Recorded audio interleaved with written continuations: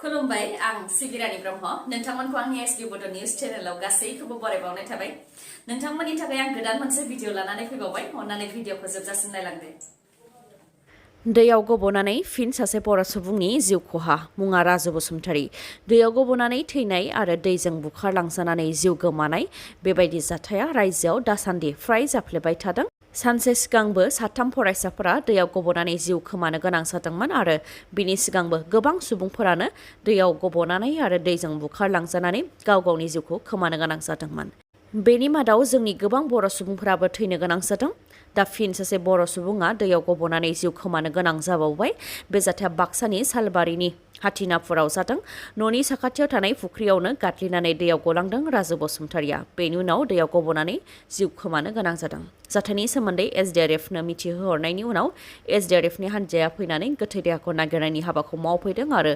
फुख्रिनिफ्राय राजु बसुमतारीनि गोथै देहाखौ बोखांफैदों पुलिसाबो जाथायथिलियाव नुजाथिफैनानै उनाव राजु बसुमतारीनि देहाखौ पस्टमर्टेमनि थाखाय मुसलपुरनि सोरखारि देहा फाहामसालियाव दैथायहरदों बड'लेण्डनि माखासे आफादफोरा भारतनि हादरगिरि द्रौपदी मुर्मुखौ लोगो हमहैदों आसामाव लकसभा बियाब दाफामनाय आरो बिधानसभा बियाब दाफामनायखौ लानानै सावरायनायजों लोगोसे आलादा बड'लेण्ड रायजोनि दाबि बारग' NDBफोरनि रिहेबिलिटेसन बायदि बायदिनि सायाव 45 मिनिटसिम द्रौपदी मुर्मुजों सावरायलायदों होननानै मिथिहोदों भारतनि हादरगिरि द्रौपदी मुर्मुजों सावरायहैनाय आफादफोरा जाहैबाय बनसु अल बड' सिनियर सिटिजेन फराम citizenship rights movement committee Bodo' writers academy आरो united tribal organisation of Assam ration card बानायनायनि मुङाव रां लानायनि दायाव सानखां बसुमतारीखौ क'क्राझार पुलिसा हमदों जायनाखि रेशन कार्ड थानाय सुबुंफोरा जायखिजाया सोरखारि आरो सोरखारि नङै देहा फाहामसालियाव 5 लाख रांसिम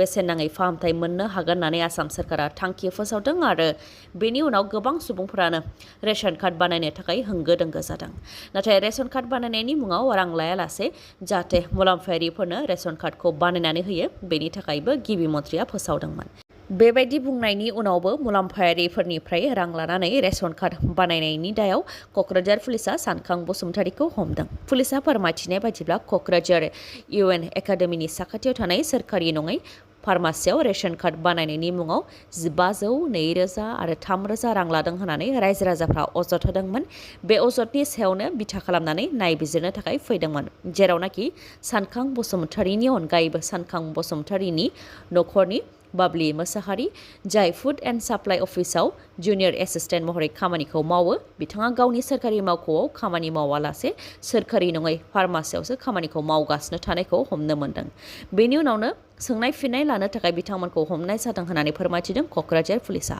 ओजोंहाय रायजो राजाफ्रा अजद होनाय बायदिब्ला रेशन कार्ड बानायनो थाखाय VCDC चेयारमेनफोरा मुलाम्फायारिफोरनिफ्राय गोनां डकुमेन्टजों लोगोसे गासैखौबो फुड एन्ड साप्लाइ अफिसाव जमा होदोंमोन बे लेखायै लिस्टबो ओंखारबायमोन नाथाय फर्मआव मुलाम्फायारिफोरा होनाय फन नाम्बाराव फुड एन्ड साप्लाइ मावख'निफ्राय फन हरनानै रेशन कार्डनि आइडिया जाबाय होननानै बुंथिहरोमोन आरो माखासे खामानिनि थाखाय मावख'आव फैनो थाखाय खावलायहरोमोन बे लेखायै मावख'आव जेब्ला मुलाम्फायारिफोरा फैयोमोन अब्ला मुलाम्फायारिफोरखौ क'क्राझारनि UN एकाडेमिनि साखाथियाव थानाय फार्मासि फारसे थिनहरोमोन जेराव रेशन कार्डनि आइडि बानायनो थाखाय 3000 सिमहालागै रां लानानै आइडिखौ बानायनानै होनाय जायोमोन बेफोर रां लानायनि गासै फोरमाना दं होननानैबो फोरमायथिदों रायजो राजाफ्रा BTCआव मोनसेल' लकसभा बियाब मोननायखौ गोजोननाय गैया BTCनि बारग' गाहाय हाग्रामा महिलारिया फोरमायथिनो गोनांदि बियाब दाफामनायनि ड्राफ्ट फोसावनायखौ लानानै हाग्रामा महिलारिया खौरांगिरि मेल खुंदों खौरांगिरि मेलनि गेजेरजों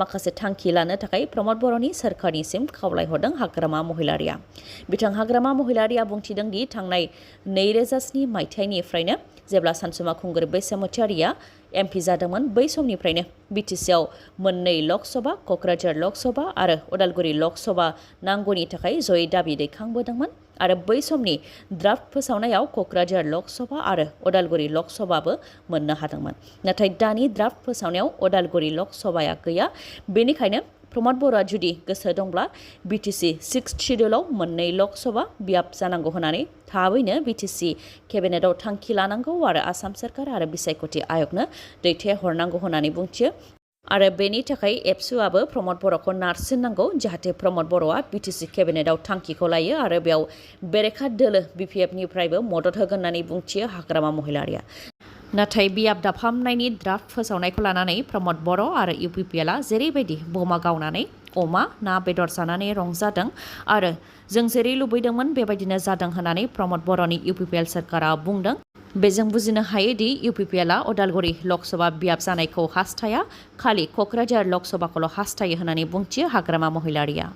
जेरावनाखि बिटिसिनि मोनद' बिधानसभा बियाब गरेस्वर, भेरगाव, तामुलपुर, टंला, उदालगुरि आरो माजबाद बेफोरखौ दरंआव दैथायहरनाय जादों आरो बेफोर बियाबफोरखौ दरंआव दैथायहरनायनि उनावबो बिथांमोनहा जि रोखोमै रंजादों। बेजों सन्देह जादों दि बेयाव प्रमद बर'निनो पलिसि दं होननानै बुंथियो हाग्रामा महिलारिया।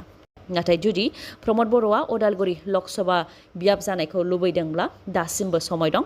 बिटिसि केबिनेटआव थांखि लानानै आसाम सोरखार आरो बिसायख'थि आय'गनिसिम दैथायहरनो हायो। नाथाय प्रमद बर'आ जुदि गोसो गैयाब्ला दैथायहरनाय नङा होननानैबो बुंथियो हाग्रामा महिलारिया।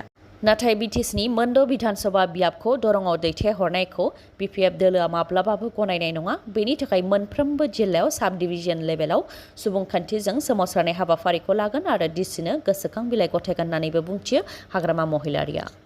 नखरनि दावराव दावसि आरो गोरिब जानायनि थाखाय सासे बिमाया गावनि उन्दै उन्दै सानै फिसाखौ बुथारनायनि उनाव गावबो गावखौ बुथारनानै लादों। बे जाथाया आसामनि लखिमपुर जिल्लानि नावबयसानि सालमारा ओनसोलाव जादों। जाथायखौ खौरां मोननानै लखिमपुरनि एसपि आनन्द मिश्रायाबो जाथायथिलियाव नुजाथिहैदों आरो नायबिजिरनायनि हाबाखौ मावहैदों। फोरमायथिनाय बायदिब्ला थैनाय आइजोनि मुङा सुरमाय मिलि, 25 बोसोर बैसोनि आरो बिथांनि फिसायनि मुङा अक्षय पायें। बुथारजानाय उन्दै उन्दै गथ'साफोरनि बैसोआ सासेना 2 बोसोर आरो गुबुन सासेया गोरलै गथ'सा। फिसाय अक्षय पायेंआ खामला मावनो थांनायावनो बिथांनि बिसि आरो सानै गथ'साफोरा थैनानै थादों। नखरनि दावराव दावसिखौ लानानै आरो गोरिब जानायनि थाखाय जानो लोंनो आरो थानो थाखाय जेबो गैयैनि थाखायनो बिमाया गावनो फिसा सानैखौ बुथारनानै गावबो थैदों होननानै सन्देह खालामदों। नाथाय ओनसोलनि माखासे सुबुंफोरा बे जाथाया मार्डारबो जानो हागौ होननानै सन्देह खालामदों। थार जाथाया मा बेयो दासिमबो रोखा जाथ'वाखै आरो नायबिजिरखांनायनि उनावसो मिथिनो मोनगोन बे जाथाया गावखौ बुथारनाय ना गुबुना बुथारनाय। उड़िष्याव गिथावना रेल जाब्रबथाय जानायनि उनाव बे खेबाव गिथावना बास जाब्रबथाय जादों, जायजों 10 सुबुंनि जिउ खहा जादों आरो 9 जोखोम जादों। बे जाथाया उड़िष्यानि गान्जाम जिल्लानि दिगापाहान्डी पुलिस लिमिटआव जादों। गंसे प्राइभेट बास आरो गंसे उड़िष्या स्टेट र'ड ट्रान्सपर्ट कर्प'रेसन (OSRTC)नि बासआ मोखांजों मोखां सौग्रावलायदों, जायजों प्राइभेट बासाव थानाय 10 जिउ खोमानो गोनां जानायजों लोगोसे 9 जोखोम जादों। रिपर्टनि बायदिब्ला बे जाब्रबथाया हरनि 1 रिंगासो समाव जानो मोन्दों आरो प्राइभेट बासाव थानाय सुबुंफोरा बारहामपुरनिफ्राय हाबा जानानै फैफिनगासिनो दंमोन। बेयावनो बे जाब्रबथाया जानो मोन्दों, जायजों प्राइभेट बासाव थानाय 10 जिउ गोमादों आरो 9 जोखोम जादों। जाथाय जानायनि उनाव फायार सार्भिस टीम आरो पुलिस बिफाना रैखा खालामनायनि हाबाखौ मावहैदों आरो जोखोम जानाय सुबुंफोरखौ फाहामथायनि थाखाय देहा फाहामसालियाव दैथायहरनाय जादों। जाथायखौ दुखु मोननाय फोरमायथिदों उड़िष्यानि गिबि मन्थ्रि बिथाङाबो लोगोसे जिउ गोमानाय साफ्रोमबो सुबुंनि नखरनो 3 लाख रां अनसुंथाइ होनो थाखाय फोसावनायजों लोगोसे जोखोम जानाय सुबुंफोरनो बेसेन नाङै फाहामथाय होनो थाखायबो फोसावदों। गाहाय मन्थ्रि बिथाङाबो जाथायजों जिउ गोमानाय नखरनो 2 लाख रां आरो जोखोम जानायफोरनो फाहामथायनि थाखाय 50,000 रां होनो थाखाय फोसावदों। बिटिआरआव खुंजागोन दुरान्ड काप। फैगौ आगस्ट दानाव बिटिआरनि क'क्राझार जिल्लायाव थानाय साइ सेन्टाराव दुरान्ड काप जागोन, जायनि थाखाय थाग थियारि खालामनाया जागासिनो दङ।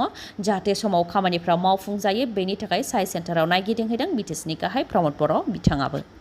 प्रमद बर' बिथांजों लोगोसे बिटिसिनि sports and youth वेलफेयारनि EM Daobaisa बर' बिथाङाबो साइ सेन्टाराव जानाय खामानिफोरखौ नायगिदिंहैदों, जाहाथे गासैबो नांगौबायदि थाग थियारि जायो आरो गाहामै मावफुंजायो बेनि थाखाय नायगिदिंहैदों बिथाङाबो। फोरमायथिनो गोनांदि 3 आगस्टनिफ्राय 3 सेप्तेम्बर 2023सिम जागोन दुरान्ड कापआ आरो बे गेलेनाया कलकाता, गुवाहाटी, शिलं आरो क'क्राझाराव जागोन। गासै मोन 28 हानजाया दुरान्ड कापखौ गेलेगोन। रां जानायनि दायाव directorate of vigilance and anti कराप्शन टीमनि आखायाव फिन सासे लाट मण्डल। हमजानाय लाट मण्डलनि मुङा नवज्योति नाथ। बिथाङा मरिगाव रेभिनिउ सार्कलनि लाट मण्डल। नामजारि खालामनायनि मुङाव 15,000 रां लादोंमोन लाट मण्डल नवज्योति नाथआ। नाथाय खाफाल गाज्रि, रां लाफुबाय थानाय समावनो रांजों लोगोसे हमजानो गोनां जादों लाट मण्डल नवज्योति नाथआ। दिनैनि भिडिअ'आ एसेनोसै। गाबोन आरो गोदान भिडिअ'जों लोगो मोनफिनबावगोन। नोंथाङा दासिमबो आंनि चेनेलखौ साबस्क्राइब खालामाखैबा अन्नानै साबस्क्राइब खालामदो, लोगोसे लाइक, कमेन्ट आरो शेयार खालामनो दाबाव। गोजोन्थों।